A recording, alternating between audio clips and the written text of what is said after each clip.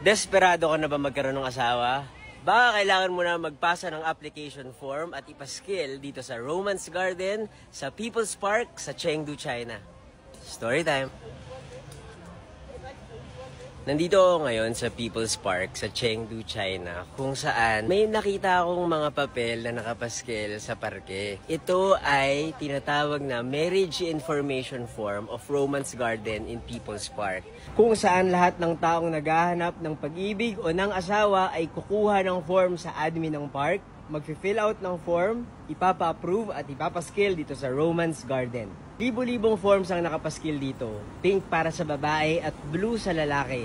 May senior citizens, bagong graduate at madami pang iba na naghahanap ng pag-ibig dito. Ilalagay mo yung pangalan mo, date of birth, height, kung ano ang iyong marital status at kung saan ka nakatira. At ide-describe mo kung sino ka at kung ano ang hinahanap mo sa isang kapartner. Ilalagay mo rin ang iyong contact details para makontak ka ng ibang mga naghahanap. Kung uso ang online dating sa iba, ito ang modern way of finding a soulmate sa mga taga Chengdu.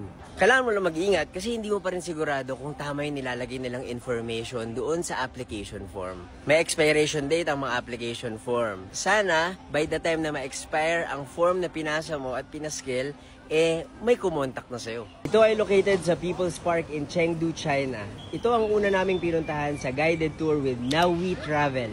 Para sa inyong travel and visa needs, lalo na if gusto nyong pumunta sa China, message nyo lang ang Now We Travel. Ang tanong, mag-a-apply ka ba dito?